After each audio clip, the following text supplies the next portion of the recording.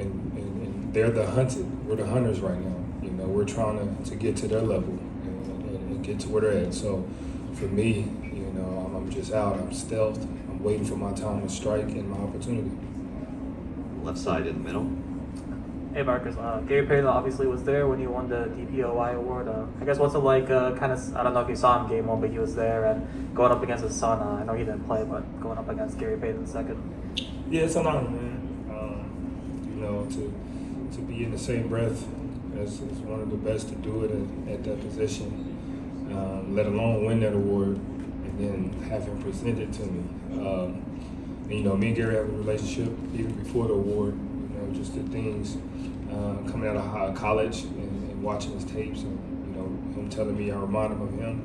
And then to see his son, who's a spitting image, you know, comes in and we all know what he can do on that end too. So it's special to be on the same court with that guy. And, you know, I'm glad to see him back from his injury. And, you know, and excited to really to get that opportunity to go up against him. Left side, first seat, first row. Tomer Zarya from ClutchPoints. Marcus, you've been on a few of these playoff rodeos with this team. Obviously, there have been some playoff shortcomings for you, and in those moments, did you go through any moments where you questioned whether you were doing things the right way? Did you question yourself at all? And could you see this point kind of in that path? I guess you can say I questioned myself. Wasn't really much of a question myself. Just what can I do more? You know? I know what I'm supposed to do, but what else can I give? You know, more than, you know, did I do something right or was it the right thing to do? It's more just what can I do more of to help this team? And, you know, for me, it was just getting that opportunity. And, you know, I'm a smart basketball player, I'm a smart person, and I knew that I'll figure it out, and this team will figure it out. So once I was able to take the keys, you know, I had a plan in my head of how I wanted things to go. And I just continued to stick with it. And for me, that was just blunt force. Come at it, take it head on, headstrong, take nothing from nobody, and never let anybody tell me what I can't do. Left side, fourth row. Marcus, Dan Weinke with the Los Angeles Times.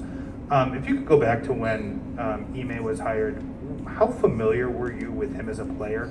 Did you do any basketball reference research or anything like that? As to you know, and I'm curious kind of how his path as kind of a grinded out role player informs maybe the way you think he coaches you guys. Yeah, I mean, we all know Ime as the player, but I think we kind of started to remember him more as the coach. You know, he won a ring as a player, won a ring as a coach. He coached under one of the greatest to ever do it, Pop. Then he went over and, you know, coached with Steve Nash and those guys over there. And, you know, he's a sponge. Every place he went, if it was a player or coach, he soaked it all in, put it into his game, and then brought it over here to us. But I definitely think that the way that he plays and the way that he coaches is the exact same. You know, he brings that same mentality that he had on the court, off the court. And when you got a coach like that, it's kind of hard not to follow lead and follow that energy. And you heard JB say the energy's going to shift, and it's all about energy. If the energy's right, you're going to rock with it. If it's not, then you're not. And it's plain and simple. And I think his energy has been contagious to us all. Two more questions on the left. Joseph Pavonstein on this media. Marcus, two questions. First question is, in light of the injury, in light of the extra days off, which you say has been beneficial, has anything changed in your routine before games? And my second question is championship talk. When did that start happening for you guys in the team? Was that something was that sort of the elephant in the room, or is there actual, if you can remember, at what point did you guys actually say, hey, we can actually go for this thing, we can actually win a championship? With the injury, nothing has changed.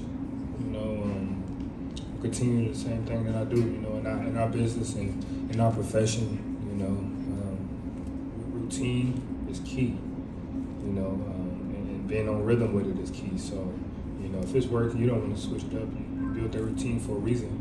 You just stick with it, no matter if things are going good or going bad. You have to stick with it. And the championship talk, I mean, everybody talks about it. At the end of the season, you all come together as teams and you talk about the goal is to win a championship.